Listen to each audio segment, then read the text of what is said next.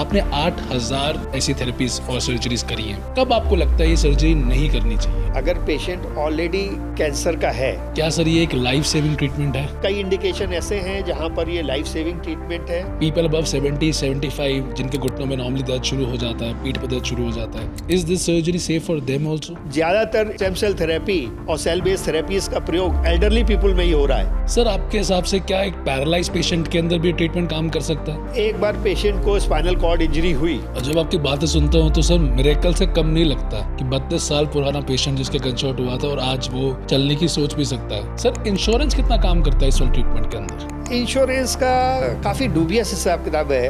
Basic नी surgery through regenerative therapy, sir इसकी India में क्या कॉस्टिंग आती है? देखिए, नी रिप्लेसमेंट जो है, So what do you think is the 10-year future of this particular branch? सोच नहीं सकते कि ये ब्रांच कितना ग्रो कर रही है। Foreign nationals are coming to India to get their stem cell therapy, वो यहाँ करवाने आ रहे हैं। इंडिया में cost of the medical treatment है वो 1/10 ऑफ द ग्लोबल स्टैंडर्ड्स है। Hey guys, welcome to the Nachiket Bhatia show. आज जिस टॉपिक पे हम बात करने वाले हैं वो टॉपिक काफ़ी यूनिक है। कुछ लोग उसको फ्यूचर मानते हैं, कुछ लोग उसके बिल्कुल अगेंस्ट है। बात कर रहे हैं हम स्टेम सेल थेरेपी की। इसको सेलुलर थेरेपी या ऑर्थोपीडिक्स के अंदर फ्यूचर माना जाता है। आइए इस फील्ड के बारे में और इस फील्ड का फ्यूचर सुनते हैं डायरेक्टली इस फील्ड के एक्सपर्ट से, doctor BS Rajput. He is an orthopaedic surgeon with 40 years of experience in this field. He is a staunch believer in stem cell therapy. उन्होंने MBBS, D ऑर्थो और MCH orthopaedics करी है। साथ ही साथ ही has got training from the Royal Liverpool University from UK. As a pioneer in cellular therapy, his expertise is counted globally amongst the best in cellular therapy and stem cell research. Doctor Rajput sir, आपका एक extensive background है orthopaedics में, cellular transplant के अंदर। Sir क्या inspire किया आपके अंदर कि आपने ये स्पेशलिटी चूज करी? बेसिकली जैसे आपने बोला कि मैं क्वालिफाइड ऑर्थोपेडिक सर्जन हूँ और मैं 40 इयर्स से प्रैक्टिस में हूँ। मैं इंग्लैंड में था during my course of MCH in university of Liverpool and in the department of musculoskeletal sciences. वहाँ से मैं लौट के आया तो मैंने हिंदुजा ज्वाइन किया एज एसोसिएट कंसल्टेंट, और उसके कुछ दिनों बाद मैं ब्रिज कैंडी में और अदर हॉस्पिटल्स में एज ए विजिटिंग कंसल्टेंट हो गया। लेकिन लगभग 5-7 साल के बाद, लगभग 2007 की बात बता रहा हूँ मैं आपको, 2007 में मैंने देखा कि सब लोग वही स्टैंडर्ड ऑर्थोपेडिक्स ट्रीटमेंट कर रहे हैं और इनोवेशन कुछ नहीं है। जैसे कि हर आदमी जब घुटने का दर्द लेके आता है तो कुछ दिनों के बाद ऑर्थोपेडिक सर्जन का चॉइस रहता है कि भाई इसका नी रिप्लेसमेंट किया जाए। लेकिन बहुत सारे ऐसे लोग थे जो नी रिप्लेसमेंट के लिए सूटेबल नहीं थे या फिर नी रिप्लेसमेंट करवाना नहीं चाहते थे। ऐसे लोगों के लिए अदर ऑप्शंस के लिए हम लोगों ने ढूंढना शुरू किया तो मालूम पड़ा कि जो नई ब्रांच आ रही है regenerative medicine and cell based therapies, उसमें काफ़ी अच्छे इंटरनेशनल रिजल्ट्स आ रहे हैं और क्यों ना उसको ऑर्थोपेडिक्स में इनकॉर्पोरेट किया जाए और जो नो ऑप्शन डिजीजेज हैं उसमें इसका प्रयोग शुरू किया जाए। तो 2007 से मेरा इंक्लिनेशन जो है towards regenerative medicine and cell based therapies start हुआ और अब तक लगभग मैं 8,000 केसेस कर चुका हूँ। और मेरा देखना ये है कि ये डीजेनरेटिव डिजीज़ में ही नहीं, जो other branches of the medicine हैं और अदर डिजीज़ हैं वहाँ भी बेहद कारगर है। ये एक नई ब्रांच है और बहुत ही चैलेंजिंग ब्रांच है, अपकमिंग है, और मैं सोचता हूँ कि आने वाले समय में it would be main line of treatment for most of the diseases. Sir आपने 40 साल प्रैक्टिस करी है, ये कोई छोटा नंबर तो है नहीं।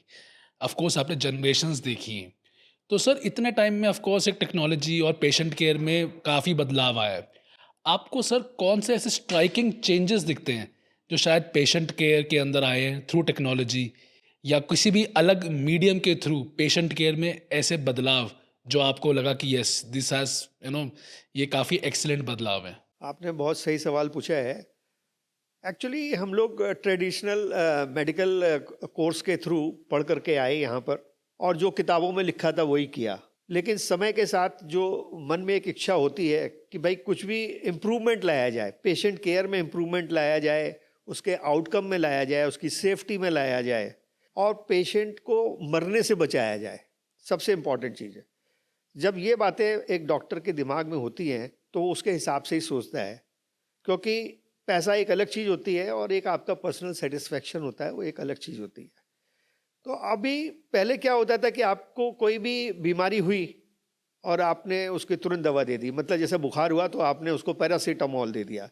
तो ये क्या होता है, इसको बोलते हैं रिएक्टिव ट्रीटमेंट। जो भी आपको तकलीफ हो रही है हम उसका इलाज करते जा रहे हैं लगे हाथ, लेकिन ये नहीं सोच रहे हैं कि आखिर ये क्यों हुई, कैसे से रोका जा सकता था, और कैसे इसको जड़ से ख़त्म किया जाए। तो ये एक नई अप्रोच आई है पिछले 15-20 साल में, जहां आदमी जो थोड़ा सा नए तरीके से सोचता है, वो चीज़ों को जड़ से ख़त्म करने की तरफ बढ़ रहा है और बेटर एंड सेफर ऑप्शंस की तरफ बढ़ रहा है। सर, आप एक सेलुलर थेरेपिस्ट कहूँगा, स्टेम सेल सर्जन कहूँगा, या जो आपकी एक मेजर स्पेशलिटी है जो सब कुछ कवर कर रही है, आपने 8,000 ऐसी थेरेपीज और सर्जरीज करी हैं। कब आपको लगता है ये सर्जरी नहीं करनी चाहिए? देखिए, जो हमारा एक्सपीरियंस है उसके हिसाब से अगर पेशेंट ऑलरेडी कैंसर का है और या उसकी फैमिली में कैंसर है, वहाँ पर ये रीजेनरेटिव प्रोटोकॉल्स को नहीं फॉलो करना चाहिए। और मैं अभी आपको पहले ये बता दूं कि स्टेम सेल थेरेपी जो होती है वो भी दो तरीके की होती है। एक वो होती है जो कैंसर पेशेंट्स को ट्रीट करने के लिए होती है, और दूसरी थेरेपी वो होती है जो रीजेनरेटिव मेडिसिन में आती है, जिसमें टिश्यू रीजनरेशन होता है। तो जो कैंसर वाली जो स्टेम सेल थेरेपी होती है, वो जैसे ब्लड कैंसर्स होते हैं या अदर मल्टीपल माइलोमा वगैरह है, उसके अंदर यूज़ होती है। लेकिन जो हमारा रीजेनरेटिव प्रोटोकॉल है उसका बेसिकली यूज़ जो है न्यूरो डिजेनरेटिव डिसऑर्डर्स में है, या कुछ पीडियाट्रिक केसेस के अंदर है, और ऑस्टियो आर्थराइटिस के अंदर है, और इस तरीके से जितने भी डिसऑर्डर्स हैं जो रेगुलर ट्रीटमेंट से नहीं ठीक हो रहे हैं, या जैसे स्पाइनल कॉर्ड इंजरी है जो आपने स्टैंडर्ड ट्रीटमेंट कर लिया और 90 डेज पर जो मैक्सिमम रीजनरेशन बॉडी कर सकती है, उसके बाद भी अगर आपने देखा कि पेशेंट को तो दोनों पैर बेकार हैं उसके, तो उसको कुछ एडिशनल ट्रीटमेंट की ज़रूरत है। And there the role comes of the regenerative medicine and cell based therapies. क्या सर ये एक परमानेंट ट्रीटमेंट है? हम लोग स्टेम सेल थेरेपी को परमानेंट ट्रीटमेंट नहीं कहते हैं, क्योंकि इसमें टिश्यू रीजनरेशन की प्रक्रिया है।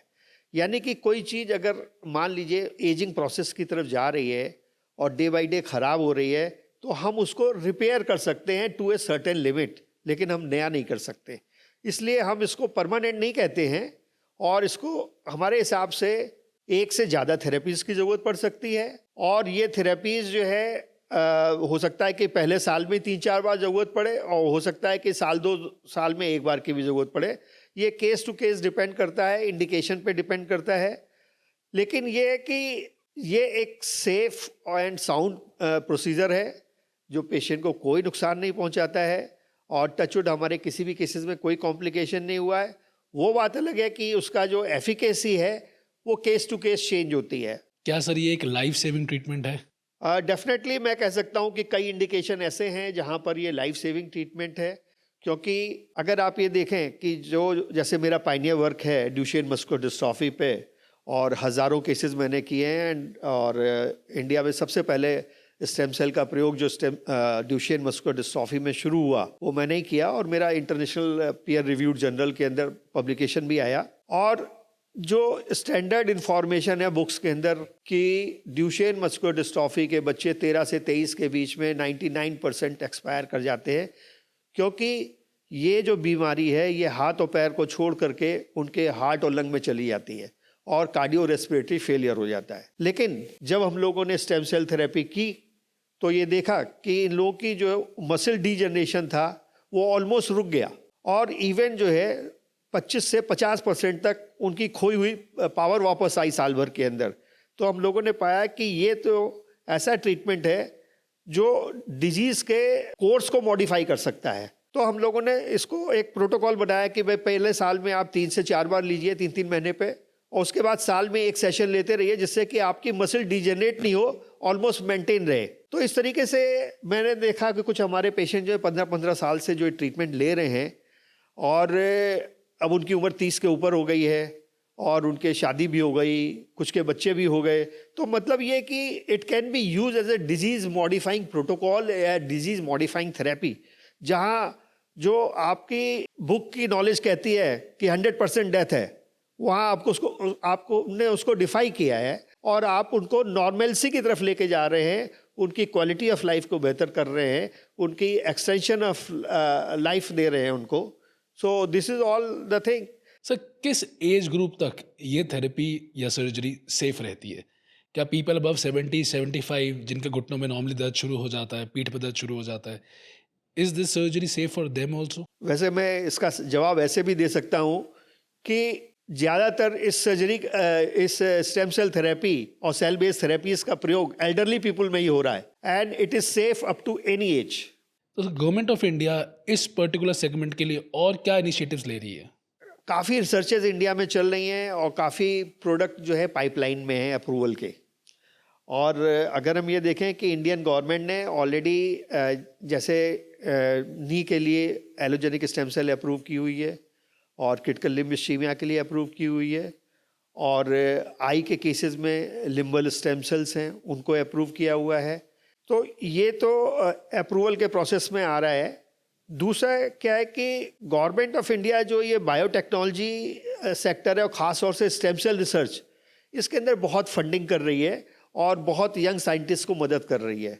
और जैसे वो बायरेक है, बायरेक जो है वो इस तरीके के जो भी रिसर्चर्स हैं उनको बहुत सपोर्ट कर रहा है, और जो नई लैब्स आ रही हैं उनमें सपोर्ट मतलब फंडिंग दे रहे हैं। इसके अलावा मेडिकल कॉलेज में उन्होंने कंपलसरी कर दिया है कि हर मेडिकल कॉलेज में एक स्टेम सेल रिसर्च लैब होगी। तो इसका मतलब ये ब्रांच कितनी आगे जाने वाली है आप सोच सकते हैं, ठीक है। और मैं समझता हूँ कि आगे अगले 5-10 साल में आप देखेंगे कि मोस्ट ऑफ द ट्रीटमेंट में स्टेम सेल थेरेपी एक एसेंशियल पार्ट होगा। क्या सर पेशेंट ट्रीटमेंट के अंदर सरकार फंडिंग भी देती है? हाँ, जितने भी मिनिमली मैनिपुलेटेड प्रोसीजर्स हैं जो as a part of the surgery है, वहाँ पर गवर्नमेंट देती है, और ख़ास तौर से पुअर पेशेंट्स को देती हैं जो बिलो पॉवर्टी लाइन है, और रेयर डिजीज़ हैं जैसे ड्यूशेन मस्कुलर डिस्ट्रॉफी या स्पाइनल मस्कुलर एट्रोफी। इन सब के लिए कुछ सरकारों ने एक पैकेज बना दिया है कि अगर ये पेशेंट को तकलीफ़ है वो उनको अप्रोच कर सकता है। इसमें ख़ास तौर से मेरा ख्याल बिहार गवर्नमेंट और यूपी गवर्नमेंट और पीएम रिलीफ फंड ये बराबर दे रहे हैं ऐसी रेयर डिजीज़ के ट्रीटमेंट के लिए। सर, आपके हिसाब से क्या एक पैरालाइज पेशेंट के अंदर भी ट्रीटमेंट काम कर सकता है? हाँ, मैं ये डिस्कशन हमारा बहुत इम्पॉर्टेंट है, क्योंकि हमारे सिस्टम में अगर आप देखें कि एक बार पेशेंट को स्पाइनल कॉर्ड इंजरी हुई और अगर 3 महीने तक उसमें रिकवरी नहीं आई, तो ये समझा जाता है कि भाई अब तो ये कभी चल नहीं पाएगा। क्योंकि जो नेचुरल रिकवरी है स्पाइनल कॉर्ड इंजरीज़ के अंदर, वो 95% प्लस विद इन 90 डेज हो जाती है। उसके बाद मुश्किल से 5% रिकवरी का चांस रहता है। अगर ऐसे पेशेंट्स में स्टेम सेल थेरेपी दी जाए, और ख़ास तौर से ऑटोलोगस और मिनिमली मैनिपुलेटेड, तो इसके वंडरफुल रिजल्ट्स हैं, और हम लोगों ने सैकड़ों पेशेंट्स किए हैं। और पिछले 15 साल में हमने ये देखा कि पहले जो पेशेंट्स मतलब खड़े भी नहीं हो पाते थे, वो इवन 90% तक की रिकवरी पे आए हैं। और एशिया ए ग्रेड के जो पेशेंट जो स्पाइनल कॉर्ड इंजरी है, वो पेशेंट तक विद इन 2 इयर्स सपोर्ट के साथ चलने के लायक हो गए हैं। तो मतलब जिन पेशेंट्स को आप बिल्कुल छोड़ देते थे कि नहीं साहब नो ऑप्शन, अब आप ज़िंदगी भर कभी नहीं खड़े हो पाएंगे, उसमें से अगर हमने मान लीजिए 40-50% पेशेंट को भी खड़ा कर दिया, तो एक बहुत बड़ा नेशनल बर्डन कम हो गया, एक फैमिली के लिए बर्डन कम हो गया, और एक आदमी की क्वालिटी ऑफ लाइफ चेंज हो गई। सर, इंश्योरेंस कितना काम करता है इस वाले ट्रीटमेंट के अंदर? इंश्योरेंस का काफ़ी डूबियस हिसाब किताब है, क्योंकि काफ़ी पेशेंट जो है वो कॉर्पोरेट इंश्योरेंस लेके आते हैं, वो सब अपना अप्रूवल करा लेते हैं। इसी प्रकार से एक कंपनी कर रही है तो दूसरी उसी केस को रिजेक्ट कर देती है, तो उनका कुछ फार्मूला नहीं है। ब्रॉडकास्ट की रिसर्च कर रहे थे, so we came to a fact that बहुत सारे इंटरनेशनल यानी foreign nationals are coming to India to get their therapy, यानी कि स्टेम सेल थेरेपी वो यहाँ करवाने आ रहे हैं। इसके पीछे सर एक मेजर रीज़न? अभी भी देखिए इंडिया में जो cost of the medical treatment है वो 1/10 ऑफ द ग्लोबल स्टैंडर्ड्स है, और जो इंडियन गवर्नमेंट ने स्टेम सेल थेरेपी नी के लिए अप्रूव की है दैट इज़ ग्लोबली फर्स्ट। आज की तारीख में यूएस में भी नहीं अप्रूव है वो, लेकिन इंडिया में अप्रूव है। ऐसे ही क्रिटिकल लिम्ब इस्कीमिया के लिए आज भी मेरा पेशेंट है क्रिटिकल लिम्ब इस्कीमिया का। तो मेरा कहने का मतलब ये कि हम डेफिनेटली ग्लोबल लीडर हो गए इस ब्रांच में, जो stem cell therapy and cell based therapies है। We are leading under the able guidance of the our able prime minister Modi ji, है ना। साइंस बढ़ रही है, और आपको आश्चर्य होगा कि हमारे prime minister mister Narendra Modi ji वो खुद स्टेम सेल थेरेपी में और स्टेम सेल रिसर्च में बहुत विश्वास करते हैं। और इवन उन्होंने पार्लियामेंट में भी स्टेटमेंट दिया था कि जब मैं जापान गया तो जो नोबेल लॉरेट है जो स्टेम सेल रिसर्च कर रहे हैं उनसे मिला, और मैं वहाँ पर जो उनकी एक्सपर्टीज़ है उसको लेकर के आया, और इंडिया में हमारा कोलैबोरेशन हो गया है बेंगलोर के अंदर, जहाँ पर जो है स्टेम सेल रिसर्च हो रही है। तो मतलब हमारा जो विज़न है इंडिया में अभी टॉप लीडरशिप का, वो बहुत ही प्रोग्रेसिव है, और वो towards the development in the stem cell research and therapy है। Even late mister Ratan Tata, उन्होंने भी 2015 में कह दिया था कि अभी जो नया रिवोल्यूशन आएगा वो बायोटेक्नोलॉजी में, स्टेम सेल थेरेपी में और स्टेम सेल रिसर्च में आएगा, जहाँ पर जितनी भी नो ऑप्शन डिजीज होंगी उनका ट्रीटमेंट ऑप्शन होगा और पहले से बेहतर होगा।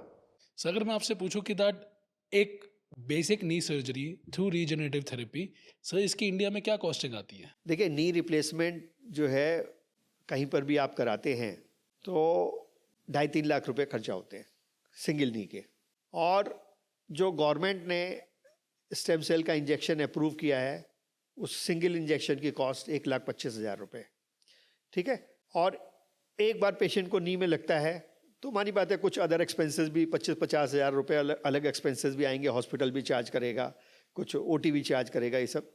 तो मतलब ये कि उससे उसके 50% है, लेकिन वो वन टाइम ट्रीटमेंट है, it can be repeated as and when needed. Usually लोग 1 साल तक तो नहीं बोलते, लेकिन हो सकता है कि 1 से 3 साल में उनको रिपीट इंजेक्शन की ज़रूरत पड़े। So what do you think is the 10-year future of this particular branch? Very promising, very promising. आप सोच नहीं सकते कि ये ब्रांच कितना ग्रो कर रही है। ये एक सुपर स्पेशलिटी की तरह डेवलप होगी, जहाँ पर नो ऑप्शन डिजीज़ को ट्रीट किया जाएगा। वो नो ऑप्शन डिजीज़ पीडियाट्रिक भी हो सकती हैं, मेटाबॉलिक भी होती हैं, न्यूरो भी हो सकती हैं, और एज रिलेटेड डेबिलिटीज़ भी हो सकती हैं। सर कोई सेलिब्रिटी जानते हैं आप जिन्होंने इस ट्रीटमेंट का अपनी बॉडी में यूटिलाइजेशन कराया है?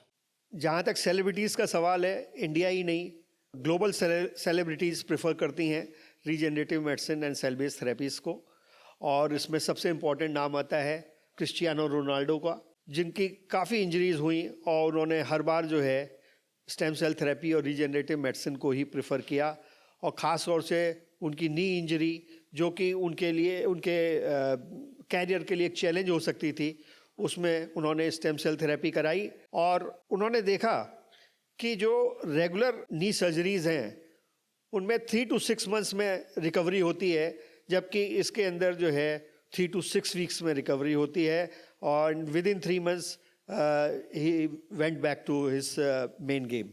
सो मैं आपको ये बताना चाहता हूँ कि स्पोर्ट्स इंजरीज़ में regenerative medicine and cell based therapies and growth factors इनका बहुत बड़ा रोल है। और इवन कुछ दिन पहले ही मुंबई का एक यंग क्रिकेटर मेरे पास आया, और जब मैंने उसको देखा कि उसके एमआरआई में उसकी मेनिस्कस कटी हुई है, तो मैंने कहा इसका पूरा कैरियर दांव पर है, और मैंने उसको सिर्फ पीआरपी और ग्रोथ फैक्टर्स के 3 सेशंस दिए 15-15 दिन पे, और विद इन 2 months ही went back to his practice. और मज़े की बात यह है कि इवन MRI में विद इन 2 months वो जो लीजन था वो हील हो गया था, and that is documented and that is really commendable. India को स्टेम सेल थेरेपी का मेक्का कहा जा रहा है आज के दिन पे।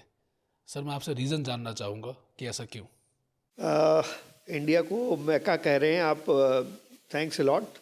और हम लोग उसका क्रेडिट वो कुछ चुने हुए डॉक्टर्स को देंगे जिन्होंने 15 साल पहले ये as a 5 doctors team India के अंदर शुरू किया, और आज उस सोसाइटी के अंदर 5000 डॉक्टर हैं जो इसको प्रैक्टिस कर रहे हैं और इसको मेन ब्रांच की तरफ लेके जा रहे हैं।